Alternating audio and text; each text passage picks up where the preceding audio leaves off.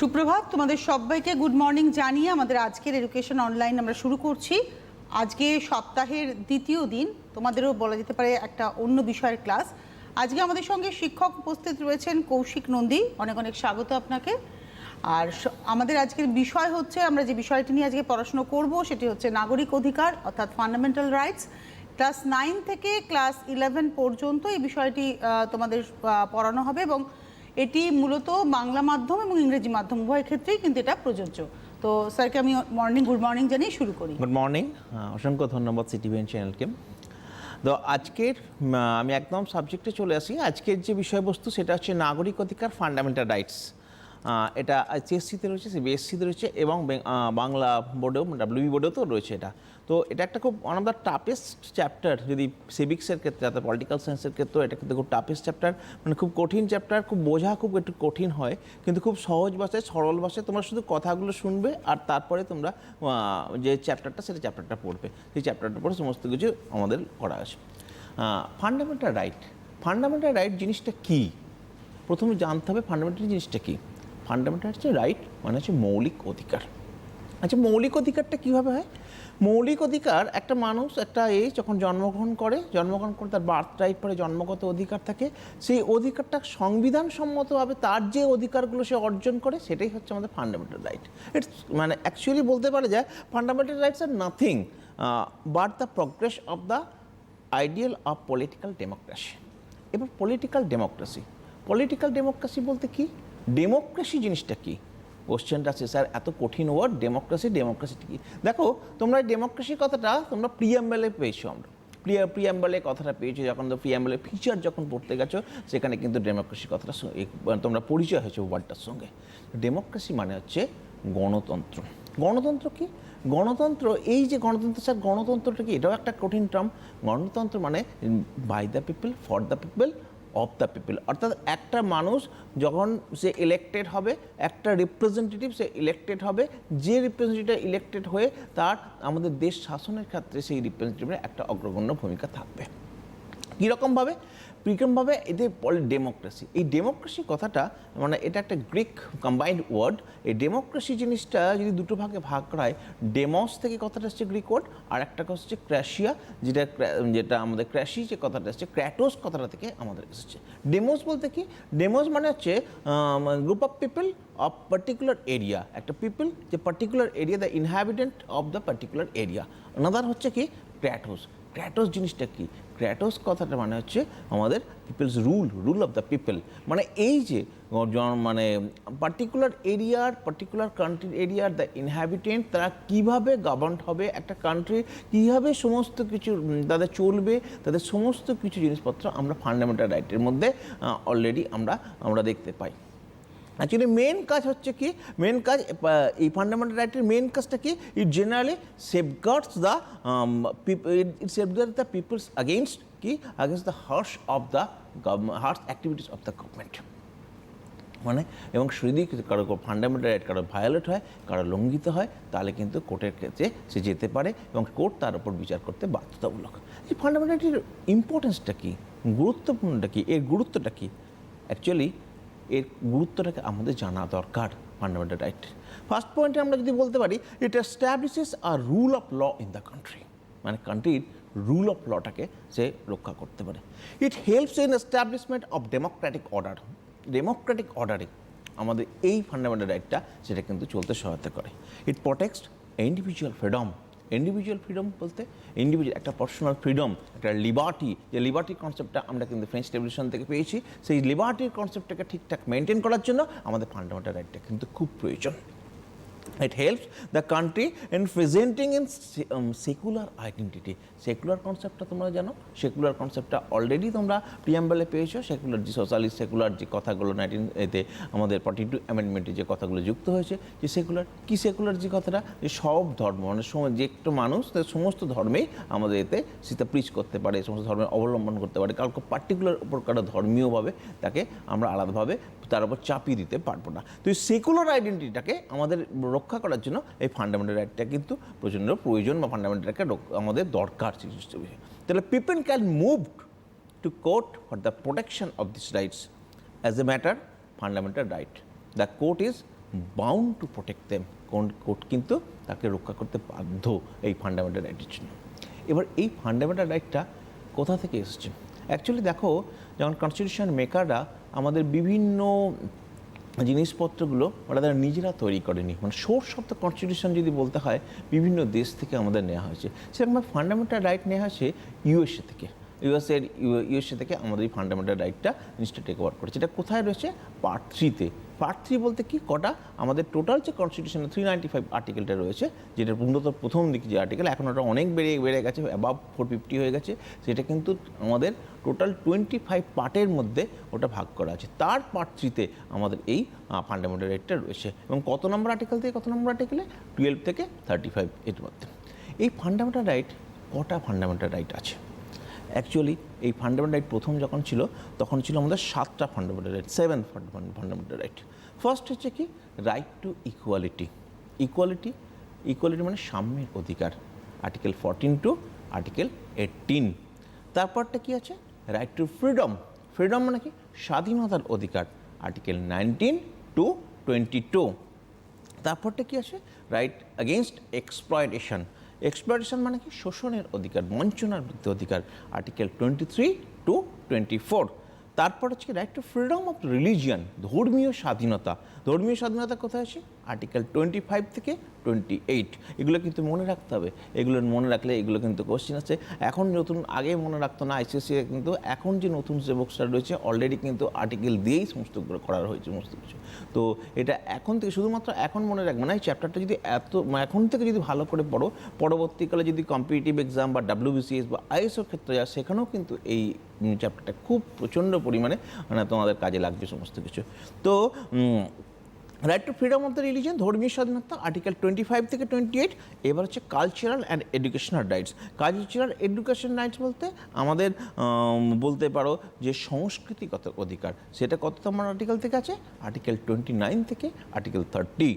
আর হচ্ছে right two property হচ্ছে 6-এ, article 31, যেটা এখন অ্যাবলিশড হয়েছে। আমি বলছি এটা কোথায় গেছে বা কোন গেছে। আর লাস্ট এই আর্টিকেলটা রয়েছে, যেটা 7, যেটা হচ্ছে রাইট টু কনস্টিটিউশনাল রিমেডিজ হচ্ছে আর্টিকেল 32, যাকে আমার বি আর আম্বেদকর বলেছেন, যেটা হচ্ছে আমাদের হার্ট অফ দ্য কনস্টিটিউশন, যার বাংলাটা মানেটা হচ্ছে শাসনতান্ত্রিক প্রতিবিধানের অধিকার। তো এই রাইট টু প্রপার্টি, এই সম্পত্তির অধিকার যেটা আগে ছিল, এখন ওটা অ্যাবলিশ হয়েছে 44 অ্যামেন্ডমেন্টে, 41 1978-এ। এটা এখন লিগাল রাইটে চলে গেছে 300A-তে। এবং 19(1)(f) ওর সঙ্গে 19(1)(f) সেটাও কিন্তু অ্যাবলিশড হয়েছে। এবং এই অ্যাবলিশড হওয়ার পর এখন এই মুহূর্তে আমাদের আর্টিকেল রয়েছে কটা? আর্টিকেল ফান্ডামেন্টাল রাইট কটা বলতে পারো? 6। এটা কিন্তু খুব অনেকবার কোশ্চেন আছে, এই মুহূর্তে কটাগুলো ফান্ডামেন্টাল রাইট রয়েছে? এই মুহূর্তে কিন্তু আমাদের 6টা ফান্ডামেন্টাল রাইট রয়েছে। কোন আর্টিকেলটা অ্যাবলিশড হয়েছে? আমাদের আর্টিকেল প্রপার্টি, আর্টিকেল 44 অ্যামেন্ডমেন্টে, 44 অ্যামেন্ডমেন্টে 1978। ওকে, আর কত নম্বর ধারায় রয়েছে? 300A-তে। এটা লিগাল রাইট হয়ে গেছে। তো এইবার আমি প্রত্যেকটা আর্টিকেলকে এলাবোরেট করছি যে এই প্রত্যেকটা আর্টিকেলটি কী, রাইট টু ইকুয়ালিটি থেকে শুরু করে আমি প্রত্যেকটা আর্টিকেল এলাবোরেট করছি। First, right to equality. দেখো, বইয়েতে অনেক কঠিনভাবে লেখা থাকে, আমি খুব সহজ সরলভাবে বলছি। সেই সহজ সরলভাবে জিনিসটাকে বারবার তোমরা মনে রাখার চেষ্টা করো, দেখবে খুব করবে। রাইট টু ইকুয়ালিটি মানে আইনের চোখে সমতা। ইকুয়ালিটি, এই ইকুয়ালিটিকে দুটো ভাগে ভাগ করেছে, একটা ইকুয়ালিটি বিফোর ল, একটা equality protection of the law. সে এই যে ইকুয়ালিটি বিফোর ল, এই কথাটা কোথা থেকে এসেছে? এই কথাটা হচ্ছে Dicey concept of rule of law থেকে আমাদের ইকুয়ালিটি বিফোর ল এই কথাটা এসছে, যেটা হচ্ছে is the actually British concept law. আর equality protection of the law কথাটা মানে হচ্ছে আমেরিকা থেকে। স্যার, ইকুয়ালিটি বিফোর ল এটা একটা কঠিন টার্ম হয়ে যাচ্ছে, মানে এইগুলো কি জিনিসটাকে তো এত সহজভাবে না বললে তো আমাদের বোঝানো যাবে না, কারণ লয়ের জিনিস, লয়ের মানে খুব গুরুগম্ভীর ওয়ার্ড থাকবে। দেখো, ইকুয়ালিটি বিফোর ল মানে আইনের চোখে সবার সমতা, অর্থাৎ তোমার যা মনে করো তোমাকে যা শাস্তি দেবে একজন মনে করো প্রতিষ্ঠিত আমলা, অর্থাৎ যেরকম WBCS আইএস অফিসার, যদি খুব বড় রিপ্রেজেন্টেটিভ কোনো মিনিস্টার এরা রয়েছেন, তাদেরকেও কিন্তু একই শাস্তি পাবে। তুমি হয়তো কোনো একটা ভুল কাজ করলে যেরকম কোর্ট পানিশমেন্ট দেবে, তোমারও সেরকমভাবে এতে পানিশমেন্ট দেবে। আইন কখনো কিন্তু কারোর জন্য আলাদা করে নয় বা কোনো কিছু নয়। ইকুয়ালিটি প্রোটেকশন ল ঠিক একইভাবে আইন সবাইকে তোমাকে প্রোটেকশন দেবে আইনের মাধ্যমে। তুমি এর রয়েছে বলে তোমাকে আলাদা করে, তুমি ডিস্টিংক্ট পারসন বলে আলাদা করে প্রোটেকশন দেবে, সেই প্রোটেকশন দেবে কিন্তু এই জিনিসটা নয়। হ্যাঁ, প্রত্যেকটা লয়ের কিন্তু একটা করে ব্যতিক্রম আছে, একটা এক্সেপশন আছে। রাইট টু ইকুয়ালিটি লয়ের সেরকমভাবে এক্সেপশন আছে। আর্টিকেল 361-এ সেখানে একটা জায়গায় বলেছে যে যখন কোনো রাষ্ট্রপতি বা গভর্নর যখন তখন তারা ক্ষমতায় থাকবে, তাদের বিরুদ্ধে কোনো ফৌজদারি আইন কিন্তু জারি করা যাবে না। ফৌজদারি আইন কখনোই তারা যাবে না, এবং কারণ তারা সেই সময় সেই পদে থাকাকালীন যখন যে তারা যে ডিসিশনটা নেবে, সেই ডিসিশনের উপর কোর্ট কিন্তু কোশ্চেন করতে পারবে না। বুঝেছ? আর 3 নম্বর প্রশ্নটা যেটা হচ্ছে, মনে করো যদি কারো দেওয়ানি এতে যদি আইন যদি করা হয় সেই হিসেবে, তখন তাকে কিন্তু 2 মান্থ আগে তাকে নোটিশ করতে হবে। হয়েছে? এটা হচ্ছে ইকুয়ালিটি বিফোর লর আমাদের কিন্তু এক্সেপশন রয়েছে। হ্যাঁ, আরেকটি ক্ষেত্রে ইকুয়ালিটি বিফোর ল কাজ করে, যারা অ্যাম্বাসেডার মানে রাষ্ট্রীয় দূত যারা রয়েছে, তাদের ক্ষেত্রে কিন্তু স্পেশাল ল ইকুয়ালিটি ল যতক্ষণ টেনার থাকবে ততক্ষণ কিন্তু করা যায় না। 1 নম্বর। এবার equality protection of the law. দেখো, আমি প্রথমেই বলেছিলাম সবাইকে আইন প্রোটেকশন দিতে বাধ্য, মানে কাউকে আলাদা করে কোনো কিছু নয়। কিন্তু একটা মামলা হয়েছিল 1952-তে, যে চিরঞ্জীব লাল বিহারী যে মামলাতে, সেই মামলাতে বলা হয়েছিল যে সবাইকে প্রোটেকশন যদি নেয়, মানে হায়ারকি অনুযায়ী কিছু প্রোটেকশনের আলাদা করে ব্যবস্থা করা, এবং সেই অনুযায়ী মানে স্পেশাল যে আমাদের স্পেশাল ক্যাটাগরি যে বলে যে না তোমরা এই মন্ত্রী এই স্পেশাল ক্যাটাগরি পাচ্ছে, জেড ক্যাটাগরি, এক্স ক্যাটাগরি, বিভিন্ন টাইপের সব ক্যাটাগরি রয়েছে, সেই ক্যাটাগরিক্যাল যে প্রোটেকশনটা সেটা কিন্তু হায়ারকি অনুযায়ী, যেটা মামলাতে কিন্তু চিরঞ্জীব মামলাতে, সেই মামলাতে কিন্তু অলরেডি কিন্তু এটা ঘোষণা করা হয়েছিল 1952-তে। সেই অনুযায়ী এখন কিন্তু কিছু কিছু ক্ষেত্রে হায়ারকি অনুযায়ী আমাদের কিন্তু মামলা দেয়, আমাদের প্রোটেকশন দেয়। যেমন রাষ্ট্রপতির ক্ষেত্রে প্রোটেকশন আলাদা থাকে, গভর্নরের ক্ষেত্রে প্রোটেকশন আলাদা থাকে, চিফ মিনিস্টারের ক্ষেত্রে প্রোটেকশন আলাদা থাকে। এই প্রোটেকশনগুলো না দিলে কী হবে না, তারা রিপ্রেজেন্টেটিভ, তাদের যে কোনো মুহূর্তে তারা অ্যাটাক করতে পারে, যে কোনো মুহূর্তে কোনো কিছু হতে পারে। তার জন্যই কিন্তু এই মামলাটায় কিন্তু আমাদের কোর্ট ডিসিশন দিয়েছিল যেগুলো থেকে আলাদা করে ওদের প্রোটেকশন দেওয়া উচিত। এইবার চলে আসি আমরা আর্টিকেল 15। আর্টিকেল 15-এ যেটা সবচেয়ে বেশি যেটা চলে আসে, মানে যেটা এটা ভালো করে শোনো, 15/1 protects the citizens from the discrimination on grounds of religion, race, caste, sex, place of birth. মানে কি, কখনোই বঞ্চনা করা যাবে না ground of the base, religion ধর্মীয় কারণে, সেক্স কারণে, সেক্স মানে যে ফিমেল বা মেল কারণে, প্লেস অফ বার্থ কাউকে কিন্তু কখনোই কিন্তু বঞ্চনা করা যাবে না। 15/1। 15/2 বলেছে protects the citizen from any disability, liability, restriction or condition imposed by state on the ground only on religion, race, caste, sex, place of birth or any of them। দেখো 15 এটা মেন করেছে কিন্তু এর এক্সেপশনালগুলো আস্তে আস্তে শুরু করছে। কীরকম বলছে, against the access of the shop, public restaurant. দেখো এর এক্সেপশনটা বলছে কখনই ধর্ম, বর্ণ, জাতি, ধর্ম, বর্ণ বিশেষে কাউকে কিন্তু তোমার ডিসক্রিমিনেট করতে পারবে না। কিন্তু স্টেট যদি মনে করে, এই যে আজকে যখন আমার কোভিডের সিচুয়েশনে কোনো একটা পার্টিকুলার হোটেল বা এতে রেস্টুরেন্টে আজকে কিন্তু আমাদের লিমিটেড করে দিয়েছে, মানে বন্ধ করে দিয়েছে, সমস্ত কিছু করে দিয়েছে। সেটা কেন? যে এটা হচ্ছে কন্ট্যাকচুয়াল ডিজিট, বাট এটা এটা ইনফেকশাস ডিজিট। সেই ইনফেকশাস ডিজিটে ছোঁয়াচে রোগ, সে এই রোগটা কিন্তু সবসময় কিন্তু বারবার ছড়াতে পারে, এবং সেই ছড়াতে যখন পারার পর তখন সেই জন্য তখন কী করতে পারে, এই কারণে সেই জিনিসগুলোকে মানে ডেটার করতে পারে, বাধা দিতে পারে না, এরকমভাবে সবাইকে অ্যালাউ করা যাবে না। 1 নম্বর। 2 নম্বর হচ্ছে 15 স্টেট ক্যান বি রেস্ট্রিক্টেড, মানে কোনো এইটা রেস্ট্রিকশন দিতে পারে যদি মনে করো কোনো পার্টিকুলার পার্ক বা কোনো পার্কটা সেটা হচ্ছে বাচ্চাদের জন্যই পার্কটা করা আছে, সেই বাচ্চাদের জন্য উইমেনদের জন্য পার্ক, স্টেট কিন্তু এই ইমপ্লাই করতেই পারে তার উপর রুলটা করতে। এগুলো এক্সটেনশন। 15/3। 15/4 15 কোনো ব্যাকওয়ার্ড ক্লাসের জন্য কোনো কিছু বা আদার ব্যাকওয়ার্ড ক্লাসের জন্য কোনো সুবিধা দিতে চাইছে, তখন সেখানে কিন্তু সে কিন্তু সুবিধা দিতে পারে অ্যাকর্ডিং টু আর্টিকেল 15/4। এবার চলে আসি আমাদের আরেকটি যেটা আসছে আর্টিকেল 16। আর্টিকেল 16 মানে সবার জবের অধিকার। জব মানে চাকরি, মানে opportunity, right to job against the equality opportunity to the matters of public employment। সেখানে স্টেট কখনোই ডিসক্রিমিনেট করতে পারবে না। একই প্রশ্ন যে কখন ডিসক্রিমিনেট করতে পারে না ওই সেক্স, রিলিজিয়ান সমস্ত কিছু হিসেবে, কখন ডিসক্রিমিনেট করতে পারে না। কিন্তু এর কিন্তু এক্সেপশনও আছে, প্রত্যেকটা রুলস রেগুলেশনের উপর প্রত্যেকটা কিন্তু একটা এক্সেপশন, ব্যতিক্রম রয়েছে। যদি 16/3-তে বলছে যে পার্টিকুলার কোনো রেসিডেন্সের বিরুদ্ধে, মনে করা হয়তো সে দার্জিলিং এরিয়ার লোক, মানে এই পার্টিকুলার জবটার জন্য দার্জিলিং এরিয়ার লোকেদের ওইটা অগ্রগণ্য ভূমিকা গ্রহণ করবে, তাহলে স্টেট কিন্তু ওদের জন্য রিজার্ভ করতে পারে, এটা দার্জিলিং এরিয়ার জন্য সে can reserve, state can reserve reserve the job opportunities according to the রেসিডেন্সের 16/3-তে সেটা কিন্তু অলরেডি বর্ণনা করা রয়েছে। তারপরে সবচেয়ে প্রথম কথা, কোনো পার্টিকুলার স্টেটের জন্য, মনে করো যে যেটা ওয়েস্ট বেঙ্গলের লোকেরাই কোনো স্টেটের জন্য এরা অ্যাপ্লিকেশন করতে পারে, স্টেট করতেই পারে, সেটা কিন্তু অ্যাকর্ডিং টু 16/4-এ অলরেডি কিন্তু আমাদের এটা কিন্তু বর্ণনা করা আছে। আর্টিকেল 17 খুব important article, right against untouchability, অস্পৃশ্যতার অধিকার। তোমরা যখন আমাদের যদি দেখো তোমরা কাস্টোডিজম, যদি বৈদিক সমাজ থেকে আমাদের অলরেডি ল্যাটার বৈদিক এজ থেকেই আমাদের কাস্টোডিজম ব্যাপারটা কিন্তু প্রচুর পরিমাণে শুরু হয়েছিল। কীরকম কাস্টোডিজম ব্যাপারটা, তোমরা ব্রাহ্মণ, ক্ষত্রিয়, বৈশ্য, শূদ্র, এই যে শূদ্র মানুষরা তারা কিন্তু দে হ্যাড বিন টর্চার্ড, তারা কিন্তু বহুদিন ধরে তারা টর্চার হতে চলেছে, টর্মেন্টেড হতে চলেছে এই বাই দ্য রেশিয়াল ডিসক্রিমিনেশনের জন্য, তারা বারবার কিন্তু এরা কিন্তু টর্চার হতে চলেছে। এই যে টর্চার হওয়ার পরে এই যে আনটাচেবিলিটি, একটা সময় দেখা দিত, এই সময়টা দেখা দিত, মনে করো যে যদি তোমার পাশে যদি কোনো কেউ একজন অন্য বর্ণের, অন্য ধর্মের, অন্য জাতির যদি পাশে যদি কোনো কেউ টাচ করে দিত, ওরে বাবা তখন তো আমার জাত চলে গেছে, এই কথাটা কিন্তু বারবার কিন্তু মনের মধ্যেই থাকতো। মানে এই আনটাচেবিলিটি জিনিসটা, যেটা কিন্তু বি আর আম্বেদকর অলরেডি কিন্তু আমাদের তখনকার আমাদের থেকে প্রতিভা করেছিল। মানে যখন এমন একটা আসে যে তারা কিন্তু কোনো পার্টিকুলার কল, মানে মনে করেন তারা জল খেতে পারতো না, তারা বহু দূরে তাদের যে একটা নির্দিষ্ট করা থাকো সেখান থেকে জল খেতে আসতো, এবং এই যে আনটাচেবিলিটি, এই যে অস্পৃশ্যতারা কিন্তু এটা কিন্তু বেড়েই যাচ্ছিল।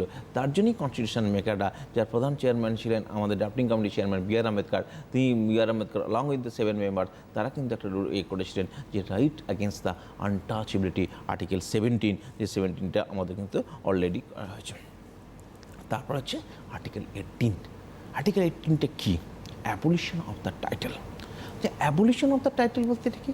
আচ্ছা, টাইটেল আর অ্যাবলিশনটা কী করে আসবে? দেখো, যদি তোমরা হিস্ট্রি ব্যাকগ্রাউন্ড দেখো, অনেক একটা সময় ডিস্টিং পার্সনরা তারা রায় বাহাদুর পড়তো, মানে বিভিন্ন টাইটেল পেত, মানে আমরা তারপর সবচেয়ে প্রধান কথা রাজা পেত, মানে আলাদা করে ডিস্টিং পার্সনরা তারা কিন্তু টাইটেল করতো, এবং সেই টাইটেলগুলো যখনই এটা করতো, অর্জন করতো, তারা নিজেদেরকে ভাবতো তারা হচ্ছে সমাজের সবচেয়ে উঁচু প্রজাতির মানুষ, তারা ডিস্টিং প্রজাতির মানুষ, তারা রায়চৌধুরী যে টাইটেলগুলো, তাদের সঙ্গে অন্যদের সমাজের একটা পার্থক্য রয়েছে, এবং তারা সেই অন্য প্রিভিলেজ পেত, সুবিধা পেত ওই টাইটেলের জন্য।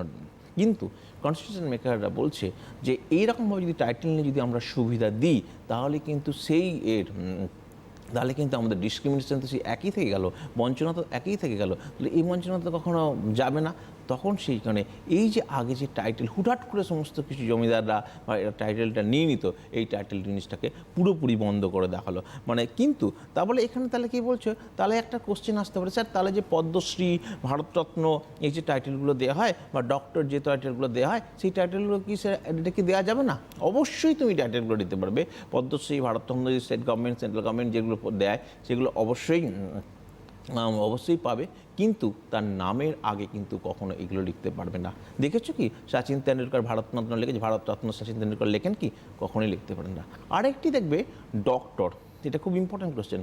ডক্টর দু টাইপের ডক্টর আছে, একটা ডক্টর হচ্ছে যারা পাস করে, যারা মনে করো পিএইচডি করছে, পিএইচডি করার পর তারপর ডক্টরেট করছে, তারা একটা ব্যাপার আছে। আর একটা ডক্টর পার্টিকুলার ইউনিভার্সিটি হয়তো কোনো কাউকে ডক্টরেট উপাধি দিয়েছেন, যেমন আমাদের মাননীয় মুখ্যমন্ত্রীকে যেমন কলকাতাতে থেকে যেমন কলকাতা ইউনিভার্সিটি থেকে ডক্টরেট উপাধি দিয়েছেন, যেমন আমাদের অমিতাভ বচ্চনকে রবীন্দ্র ভারতী ইউনিভার্সিটি থেকে ডক্টরেট উপাধি দিয়েছেন। এগুলো স্পেশাল ফিচার, তারা কিন্তু ডক্টরেট উপাধিগুলো, শাহরুখ খানকে যেমন ফ্রান্সের একটা থেকে সেখানে ডক্টর করে দিয়েছেন, কিন্তু এই ডক্টরগুলোকে তিনি কিন্তু নামের আগে কখনোই লিখতে পারবেন না, কারণ এইগুলোকে সবচেয়ে প্রথম কথা, এগুলো কোনো ইউনিভার্সিটি থেকে বা তাকে প্রদান করা হচ্ছে তার অ্যাক্টিভিটির জন্য, তারা পাস না করে তাকে সাম্যকে অনার দেওয়া হচ্ছে, অনার করা হচ্ছে, এটা হচ্ছে ডক্টরেট উপাধি। তো এই ডক্টর উপাধিগুলো তিনি কিন্তু কখনোই লাগে লিখতে পারবেন না। কিন্তু যে ডক্টরেট পাস করেছেন, সে হিস্ট্রিতে ডক্টরেট, সে মনে করো যে মনে করো সে পলিটিক্যাল সায়েন্সে ডক্টরেট দিয়েছেন, বা কোনো একজন ডক্টর, আমাদের ডক্টর লিখি আমরা যেগুলো যে চিকিৎসা শাস্ত্রে ডক্টর রয়েছে, ডক্টরেটের মধ্যে ডক্টর লিখি, তারা কিন্তু অলরেডি তার নামের আগে লিখতে পারবে। ওকে, তাহলে অ্যাবলিশন অফ দ্য টাইটেল হচ্ছে আর্টিকেল 18। এইবার চলে আসছি আর্টিকেল রাইট টু ফ্রিডম, যেটা আছে 19 থেকে 22, আর্টিকেল 19 থেকে 20 হচ্ছে রাইট টু ফ্রিডম। যে ফ্রিডমটা কি? আর্টিকেল ফ্রিডম স্বাধীনতার অধিকার। হ্যাঁ, জন্মগ্রহণ পরেই যে স্বাধীনতাটা খুব ইম্পর্টেন্ট অধিকার, আর্টিকেল 19 থেকে 92, যেটা হচ্ছে ফার্স্ট আমরা বলি 19(1)(a) এর অনেকগুলো আমাদের এই মুহূর্তে যদি বলতে পারো 19(1)(a) প্রতি যে ফ্রিডম যেটা রয়েছে, ফার্স্ট হচ্ছে two freedom the speech and the expression. Two freedom speech and, মানে তুমি জন্মানোর পরেই তুমি কিন্তু কথা বলতে পারো, তোমার কেউ আটকাতে পারবে না, তুমি বিভিন্ন বিষয়ে তোমার কথা বলতে পারো, বিভিন্ন তোমার ফ্রিডমটাকে কেউ, তোমার ফ্রিডম আছে তুমি বিভিন্ন কারোর সমালোচনা করা, মানে আজকে আমাদের কোনো একজন পদে রয়েছেন বিখ্যাত, তার সমালোচনা করতে হবে, তার ভালো দিকটাও বলতে পারে, সময় করতে পারে, তোমার ফ্রিডম অ্যাক্সেস রয়েছে। এই ফ্রিডম অ্যাক্সেসটা তোমার কিন্তু কখনোই কেড়ে নেওয়া যাবে না। কিন্তু প্রত্যেকটা আমাদের লয়ের সেরকমভাবে এক্সেপশনও রয়েছে। এক্সেপশনটা কী রয়েছে? যদি এর 1/a, তার এক্সেপশন হচ্ছে 19/2, ভালো করে শুনে রাখো। 19(1)(a) তে রয়েছে two freedom of the speech and expression, তার এক্সেপশনটা কোথায় রয়েছে? আর্টিকেল 19/2। যে আইটেমটা কী বলেছে? যদি মনে করো মোরালিটি, কারো ডিফেম নিয়ে কাউকে যদি কাউকে ডিফেম করে কথা বলে দেখো, বা কান্ট্রির যদি কোনো কিছু ভাবে, কোনো নিরাপত্তা নিয়ে কোনো কিছু, যে কথাবার্তা তোমার নিরাপত্তা নিয়ে মানে বিঘ্নিত করতে পারবে, সেই রকম ক্ষেত্রে কিন্তু তার ফ্রিডম অফ স্পিচটাকে তাহলে কিন্তু বন্ধ করতে পারে। State can detect the rules of detect the fundamental rules that is right two expression 19(1)(a। মানে সমস্ত কিছুর উপর, রুলসের উপর প্রত্যেকটারই কিন্তু একটা এক্সেপশন আছে।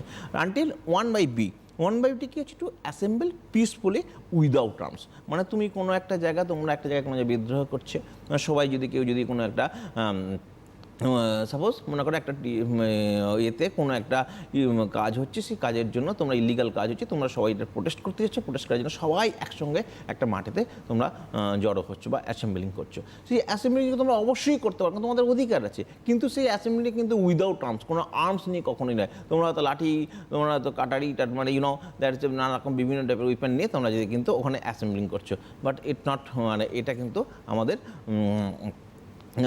এটা কিন্তু বাধা দিতে পারে। সেটাই হচ্ছে 19(3) হচ্ছে কি? তুমি উইদাউট আর্মস নিয়ে করতে পারে, কিন্তু তখন যদি আর্মস নিয়ে থাকো, স্টেট কিন্তু তোমাকে বাধা দিতে পারে। এটা হচ্ছে এক্সেপশন 19/3। তারপর 19(1)(c) to form association and unions. Association unions মানে ক্লাব করতে পারো বা অ্যাসোসিয়েশন করতে পারো। অবশ্যই তোমরা ক্লাব করতে পারো, অ্যাসোসিয়েশন করতে পারো, সমস্ত কিছু করতে পারো। এটা কখনই কিন্তু সরকার তোমাদের মানে অধিকার আছে তোমার ফান্ডামেন্টাল রাইটের।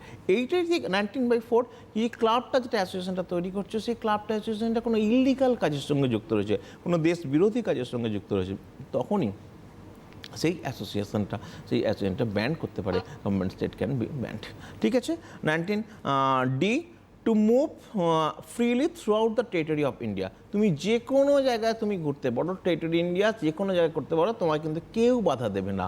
এর ঠিক এক্সেপশনটা যেটা 19/5, যেটা সবচেয়ে প্রথম কথা যেটা রয়েছে, যে তোমার যে স্টেট কিন্তু যদি মনে করে যে এই প্রহিবিটেড প্লেস, এই যে নিষেধাজ্ঞা যে জায়গাটা, এখানটা বাধা দিতে পারে, সে কিন্তু বাধা দিতে পারে। তারপর হচ্ছে কি? To reside and settle in any part of the, তুমি যে কোনো জায়গায় তুমি ঘর বানাতে পারো, যে কোনো জায়গায় বাড়ি করতে পারো, কিন্তু রেস্ট্রিক্টেড প্লেসে, ঠিক এক্সেপশন 19(6), যে রেস্ট্রিকশন প্লেসে কিন্তু সেটা কিন্তু তুমি ঘর বানাতে পারবে না। ঠিক আছে। আর এফটায় প্রপার্টি ছিল, যে প্রপার্টি কিন্তু অলরেডি অ্যাবলিশ হয়েছে, সেটা কিন্তু আমি অলরেডি বলেছি।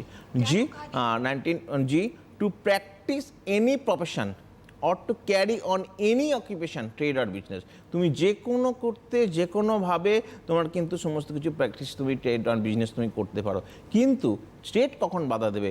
যখন তুমি কোনো ইলিগাল বিজনেস করতে যাচ্ছ, বা সেই ট্রেড বিজনেসটা কিন্তু কোনো রেজিস্টার্ড নয়, তখন সেখানে ক্ষেত্রে কোনো একটা বাজে কাজে, ইলিগাল বিজনেস যেটা কিন্তু রেজিস্টার্ড নয়, তখন কিন্তু স্টেট কিন্তু তোমার বিজনেসটাকে সে বন্ধ করে দিতে পারে, সমস্ত কিছু করতে পারে। এটা হচ্ছে আমাদের আর্টিকেল 19 সমস্ত কিছু, এটার ফ্রিডম অ্যান্ড রাইট। বুঝতে পেরেছো? এরপর চলে আসছি আমরা article 20, provides for protection in respect conviction under officials, provides for protection in respect of conviction for offenser। খুব ইম্পর্টেন্ট কোশ্চেন। ফার্স্ট হচ্ছে ভালো করে মনে রাখো, এটা খুব কঠিন, এটা কিন্তু একটু তোমাদের বইতে যে লেখাটা আছে সেটাই আমি তোমাদেরকে রোল করছি, এটাকে প্রতিটা লাইন বাই লাইন তোমাদের বুঝতে পারছি, কিন্তু আমার কথাটা শুনবে, মন দিয়ে কথাটা শুনবে, তাহলেই বুঝতে পারবে। খুব সহজ ভাষায় বলছি। কনভিক্টেড অফ, এর রয়েছে আর্টিকেল 20 ফার্স্ট হচ্ছে এক্স পোস্ট ফ্যাক্টো ল। এক্সপোস্ট ফ্যাক্টরটা কী জিনিসটাকে ভীষণ একটা ল্যাটিন ওয়ার্ড, সেই ল্যাটিন ওয়ার্ডটাকে আমাদের যেহেতু ওখান থেকে নেওয়া হয়েছে, জিনিসটাকে আমি সোজা ভাষায় বলছি। Convicted of any offence except for violation of law in force at the time of commission of the act charged an offence, nor he be subjected to penalty greater than that which might have been inflicted under the law in force at time of commission of offence. মানে মাথার উপর দিয়ে বেরিয়ে গেল। এটুকু মনে রাখো, expose factor লতে যখন একজনকে হয়তো তাকে অ্যারেস্ট করা হয়েছে কোনো একটা কাজের জন্য, মানে কোনো একটা মিসলিড কোনো খুব খারাপ কাজ করার জন্য তাকে কিন্তু অ্যারেস্ট করা হয়েছে, তার শাস্তি হচ্ছে, মানে সে চুরি করেছে, সেই চুরি করার সময় তার সেই সময় শাস্তিটা হচ্ছে তার 4 বছরের জেল। কিন্তু যখন স্টার্টটা করে সেটা কিন্তু বিচার হতে হতে তার কিছুদিন পরে তার শাস্তিটাকে হলো। কিন্তু প্রথম যখন বিচারটা হলো তখন সেই সময় ওর যে কেসটা করেছিল, যে কাজের জন্য হয়তো ডাকাতি করার জন্য 4 বছর জেল হয়েছিল, সেইটা এখন শাস্তিটা এখন চেঞ্জ হয়ে গেছে। ওটা চেঞ্জ হয়ে কী বলছে, ওটা এখন 6 বছরের জেল হবে। কিন্তু না, যে সময় তিনি হয়েছিল, তার বিচার ব্যবস্থা শুরু হয়েছিল, সেই সময় দেখে তার কিন্তু প্রথম কথাটা সেই সময় দেখি তার কিন্তু শাস্তিটা হবে। অর্থাৎ তোমার যে শাস্তির পরিমাণটা বেড়ে গেছে সেটা কিন্তু আর তার ক্ষেত্রে প্রযোজ্য হবে না। অর্থাৎ যে সময় তার সে বিচারটা ছিল সেই সময় যে শাস্তির যে মানে পানিশমেন্টের যে সবচেয়ে বেশি তার পানিশমেন্টে যেটা ছিল, সেই পানিশমেন্ট অনুযায়ী তার কিন্তু কেসটার যে কেসে অ্যাকিউজড ছিল সেই কেসটা কিন্তু শাস্তি পাবে। আর হচ্ছে ex post facto law. Second point 2, double jeopardy. খুব কঠিন টার্ম। দেখো, একটা কেসে সেম অফেন্সের জন্য একজন ব্যক্তি সে 3 বছর প্রথমে জেল হলো, তারপরে আবার ওই একই কেসের জন্য আরও 4 বছর জেল হলো, এটা কিন্তু কখনোই হবে না। অর্থাৎ একই কেসের জন্য কখনো ব্যক্তিকে 2 বার শাস্তি দেওয়া যাবে না। ডাবল জিওপ্রাডি। ওকে, ঠিক আছে। তারপর সেটা হচ্ছে কি 3 number point, self incrimination. Accused of any offence shall be compelled to be witnessed against himself. মনে করো কাউকে জোর করে কোনো সাক্ষী যখন দেখবে তাকে তুমি জোর করে সাক্ষী দেবে, তুমি আমার কথাটাই বলতে হবে, এইভাবে কিন্তু কখনোই সেলফ ইনক্রিমিনেশন কথাটা কখনোই বলা যাবে না, করা যাবে না। বুঝতে পারছো? তাহলে আর্টিকেল 20 যেটা হচ্ছে রাইট এগেনস্ট, যেটা provides for protection in respect of conviction and affairs. মানে এটার হেডলাইনটা হচ্ছে কীভাবে একজনকে কনভিক্ট করা হবে, কীভাবে কনভিক্ট এবং তার শাস্তি হবে, সেইটার জন্য আমাদের আর্টিকেল 20 আমাদের এই রাইটটা। এবার চলে আসি আর্টিকেল 21। আর্টিকেল 21টা কী? আর্টিকেল 21 হচ্ছে রাইট টু লাইফ, জীবনের অধিকার। জীবনের অধিকার কখনোই কিন্তু কেড়ে নেওয়া যেতে পারে না। দেখো, এমার্জেন্সির সময় সমস্ত কিছু ফান্ডামেন্টাল রাইটের আর্টিকেল 19 থেকে 22 এর মধ্যে সব ফান্ডামেন্টাল রাইট করা হয়েছে, কিন্তু article 20 and 21 that cannot be, কখনো কিন্তু আমাদের ওটা কেড়ে নেওয়া যাবে না। অর্থাৎ ওইটা কখনো অ্যাবলিশড হয় না, মানে ওগুলো সবই স্থগিত থাকে। এটা কখনো নট বি সাসপেন্ডেড, কখনো সাসপেন্ডেড করাচ্ছে না। জীবনের অধিকার মানে অর্থাৎ কাউকে তুমি হঠাৎ করে তুমি জোর কোনো কারণ নেই, কিছু নেই, তাকে হয়তো তুমি গুলি করে মেরে দেওয়া হলো, তাকে কোনো মানুষের উইদাউট কজ বা কোনো জীবনের অধিকার কখনোই কিন্তু তার কেড়ে নেওয়া যায় না। আর আর্টিকেল 21(a) এটাও বলি, এটা 84th অ্যামেন্ডমেন্টে আমাদের যেটা হয়েছিল, যেটা যুক্ত হয়েছিল যে 6 to 14 ইয়ার্স মধ্যে রাইট টু এডুকেশন, 6 to 14 মধ্যে কম্পালসারি এডুকেশন আমাদের গভর্নমেন্ট তাদেরকে দিতে হবে। গভর্নমেন্ট যে সমস্ত জিনিসগুলো 6 to 14 ইয়ার্সে কম্পালসারি এডুকেশনটা দিতে হবে। খুব অনেকবার পরীক্ষায় পড়েছে এই কোশ্চেনটা, কিন্তু খুব মনে রেখো যে রাইট টু এডুকেশন কত নম্বর আর্টিকেলে রয়েছে এবং কোন অ্যামেন্ডমেন্টে সেটা কিন্তু এসেছে। ওকে, তারপর চলে আসি article 22, provides safeguard against arrest and detention. Provides safeguard arrest and detention. Arrest and detention বলতে একজন কাউকে কোনো কারণে অ্যারেস্ট করে দেওয়া হবে, কোনো ডিটেনশন মানে তাকে বন্দি রাখা হবে। কী কারণে একজনকে অ্যারেস্ট করতে হবে? কারণ কোনো ব্যক্তিকে তুমি উইদাউট কারণে, একদম ক্লিয়ারলি বলে দিয়েছে আর্টিকেল 22(2)তে যে কোনো কারণে তোমার কোনো একজন ব্যক্তিকে উইদাউট কোনো কারণে তাকে কাস্টডিতে আটকে রাখা যাবে না। তাকে 24 আওয়ার্সের মধ্যে তাই কিন্তু অবশ্যই তাকে কোর্ট ম্যাজিস্ট্রেটের কাছে তাই কিন্তু অবশ্যই হাজির করতে হবে আর্টিকেল 22(2). কিন্তু কিছু ক্ষেত্রে এর এক্সেপশান আছে, এর আলাদা এর এক্সেপশান রয়েছে। কী এক্সেপশান রয়েছে? ফার্স্ট হচ্ছে যেমন আছে পিডিএ অ্যাক্ট। পিডি অ্যাক্ট বলতে কি, preventive detention act. Preventive detention এগুলো টেররিজম অ্যাক্টের মধ্যে যেগুলো পড়ছে, এবং ম্যাক্সিমাম এই অ্যাক্টের মধ্যে যদি কোনো করা হয় তাকে কিন্তু উইদাউট আ টার্ম অফ 1 ইয়ারের জন্য তাই কিন্তু ওটা কিন্তু তাকে আটকে রাখতে পারা যায়। আর একটা করতে পারে MISA, maintenance of internal security act, মানে এই সিকিউরিটি অ্যাক্টে সেখানেও কিন্তু তাকে আলাদা করে ওকে কিন্তু গ্রেপ্তার করে দিতে পারে। এর টার্মটা হচ্ছে 21 মান্থ, একে কিন্তু গ্রেপ্তার করে রাখতেই পারে। আর একটা হচ্ছে কি কোপেপোসা। এইগুলো হচ্ছে সবকটাই কিন্তু যে অ্যাক্টগুলো যেগুলো রয়েছে এগুলো কিন্তু টেররিজম অ্যাক্টের মধ্যে কোনো কিছু যুক্ত থাকলে, এবং এই যুক্ত থাকলে কিন্তু কোর্ট কিন্তু তখন কোনোভাবেই তাকে কিন্তু তাকে যে কোনোভাবে তাকে আটকে রাখতে পারে। সেখানে গিয়ে তাকে আটকে রাখতে পারে, সে তার অবশ্যই তার লিগাল রাইট আছে, তার যে সমস্ত নিজস্ব উকিল বা নিজস্ব ধরার জন্য। কিন্তু সেই মুহূর্তে তাই কিন্তু আগে যেমন বলা হতো যে বিনা বিচারে তাকে আটকে রাখবে কাস্টডিতে, সেটা যেমন করা যায় না, এটা কিন্তু আটকে রাখতেই পারে। এটা কিন্তু কোর্টের ক্ষমতা রয়েছে, এটা ফান্ডামেন্টাল রাইটের। এই রাইটে কিন্তু অলরেডি আমাদের এই রাইটটাকে দেওয়া আছে। ঠিক আছে, এগুলো হচ্ছে ন্যাশনাল সিকিউরিটি অ্যাক্ট, পোটা, মিশা, কোপেপোসা, পিডিএ অ্যাক্ট, এইগুলো অ্যাক্টগুলো কিন্তু আমাদের সিকিউরিটি অ্যাক্ট, এগুলোর মধ্যে অনেক কড়াকড়ি সেখানে রয়েছে। এরপর চলে আসছে আমরা right against exploitation. Exploitation article 23, article 24। আর এক্সপ্লয়টেশন কী কী রয়েছে? Article 23 prohibits the traffic in human beings and force of the labor।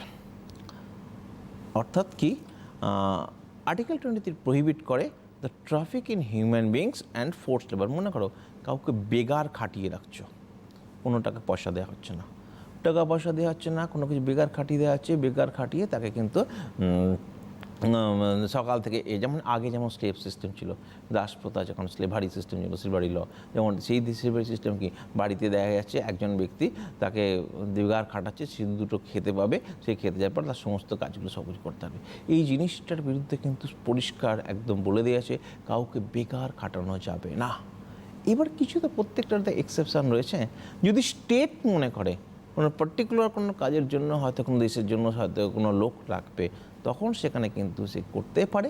তবে সেটাও কিন্তু এখন যা অলরেডি প্রসেস রয়েছে যে সেটা হয়তো কোনো কাজের জন্য সে কিন্তু খাটতে দিতে পারে, যে আপনারা এখানে খাটুন বা কোনো কিছু কারণ, সেটা ফান্ডামেন্টাল ডিউটিসের মধ্যে পড়ে, যে সেই রেসপেক্টে সে কিন্তু করতে পারে, কিন্তু কোনো উপর জোর করে কোনো কিছু করতে পারবে না। Article 24 prohibits employment children below the age of 14 in factories of minor of the engagement and different institution।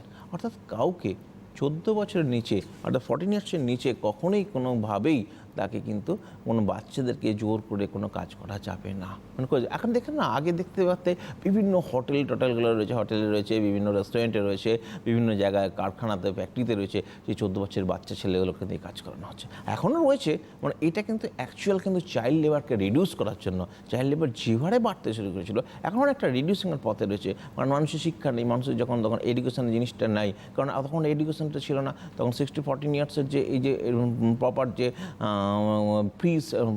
Free education policy, সেটাও পরবর্তীকালে যখন আসার পর এই যে 16-14 ইয়ার্স অনেক ছেলে যারা রয়েছে তারা এখন গভর্নমেন্ট প্রচুর প্রসেস নিয়েছে, প্রচুর প্রসিডিওর নিয়েছে। সেই প্রসিডিওর নেওয়ার ফলে তখন কী হচ্ছে, এই যে চাইল্ড লেবারের সেটা কিন্তু অনেকটা কমতেও শুরু করেছে। এবং আর্টিকেল 24 অলরেডি বলে দিয়েছে যে বিলো 14 ইয়ার্সের মধ্যে কখনই জোর করে কোনো ফ্যাক্টরি বা ইনস্টিটিউশনে কখনই কাজ করা যাবে না।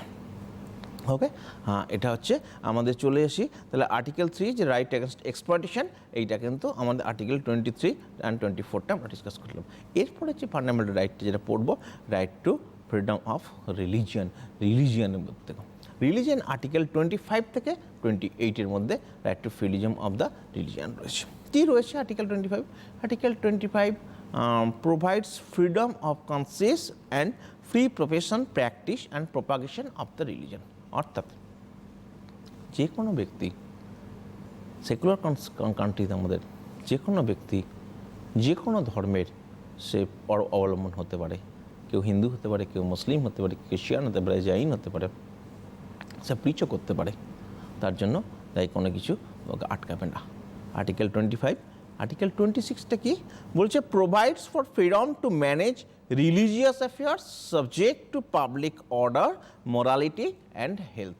মানে কি বলতে চাইছে, যে আমাদের রাইট টু ফ্রিডম, মানে একজন ব্যক্তির মানে একজন যদি তার ধর্মীয় যদি কোনো সে পদে থাকে বা ধর্মীয় যদি কোনো দেখে, ধর্মীয় গতির সম্পত্তি প্রপার্টি সব কিছু সে ইউটিলাইজ করতে পারে। সে সেই ধর্মীয় মানে হয়তো কোনো মন্দিরের যদি পুরোহিত তাদের যদি প্রচুর জমি থাকে, সেই মন্দির পুরোহিত তাদের মন্দির কর্তৃপক্ষ সেই জমিটাকে তারা চাষ করতে পারে এবং সেই ধর্মীয় কাজে তাদের লাগাতে পারে এবং সে করতে পারে সমস্ত জিনিসপত্রগুলো সে করতে পারে, তাকে কিন্তু স্টেট কিন্তু কখনোই তাকে বাধা দেবে না।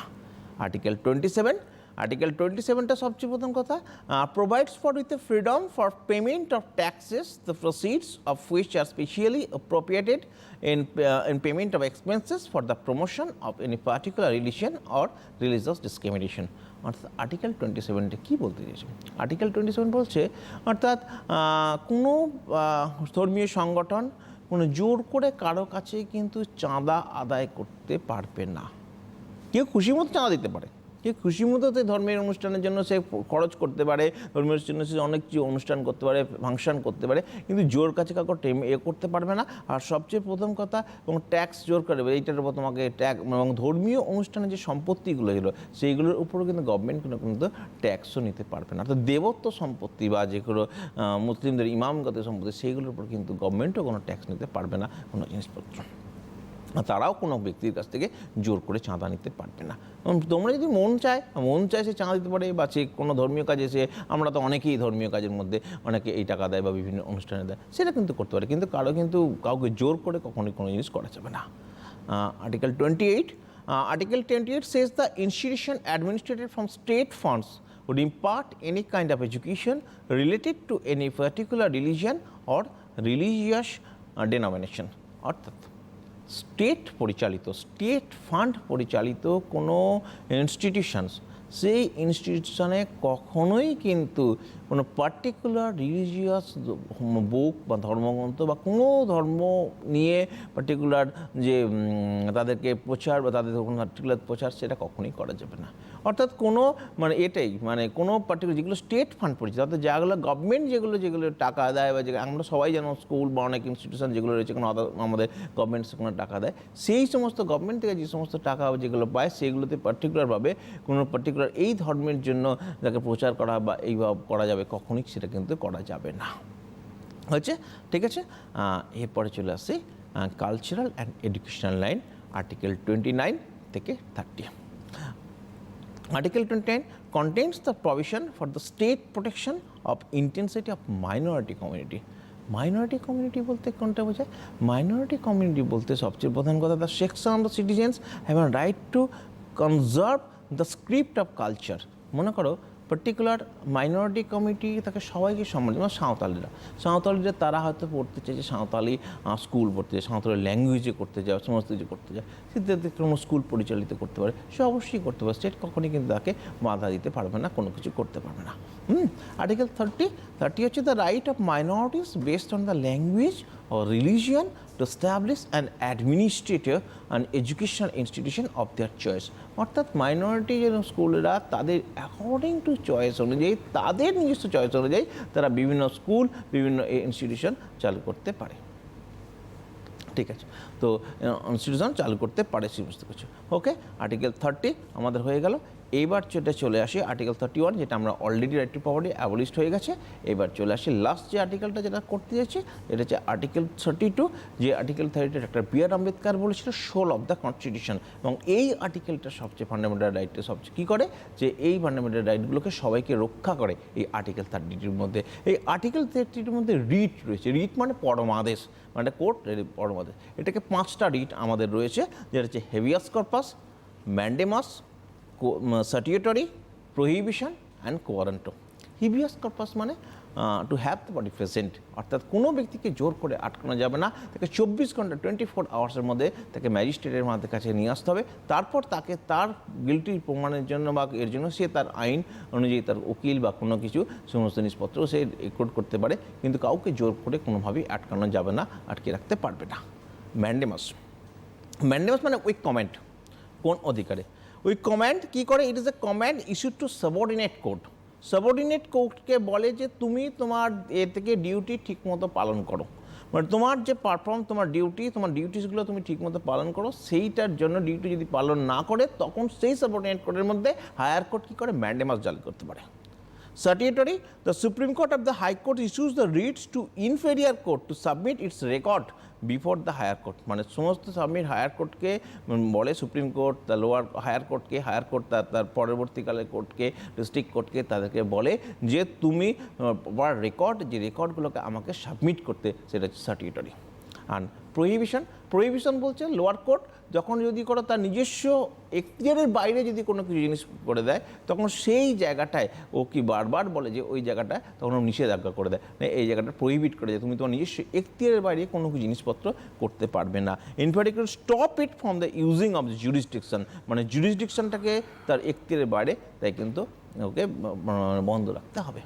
ঠিক আছে, লাস্ট আসছে কোয়ারেন্টো। কোয়ারেন্টো মানে কোন অধিকার, কোন অধিকারে কোনো একজন ব্যক্তি তার কোনো একটা নির্দিষ্ট অধিকারে তার জোর করে কোনো একটা পদের সর্বোচ্চ জায়গায় সে দখল করে আছে, তখন কোর্ট তখন সেই কোন অধিকারে সেই ব্যক্তি শুধুমাত্র বলে না, কোনো অর্গানাইজেশন, কোনো পার্টিকুলার পাবলিক অফিস, সমস্ত ক্ষেত্রে ওকে বলে আদেশ দেয়, কোয়ারেন্ট অধিকার করে যে আদেশ দিয়ে কোন অধিকারে আপনি এই পদটাকে দখল করে রেখেছেন। আমাদের আজকে তো সময়টা শেষ, আপনার কনক্লুশন আপনি করতে পারেন সেটাই। এবং সবচেয়ে প্রথম কথা, আজকের যেটা ফান্ডামেন্টাল রাইট আমরাও এখানে শেষ অলরেডি সমস্ত 5 এটা করেছে।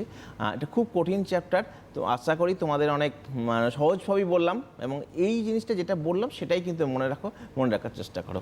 থ্যাংক ইউ, ধন্যবাদ, অসংখ্য ধন্যবাদ। আপনাকে অনেক ধন্যবাদ। আজকে স্যার ছিলেন কৌশিক নন্দী, তার বিষয় ছিল আজকে ফান্ডামেন্টাল রাইটস অর্থাৎ নাগরিক অধিকার।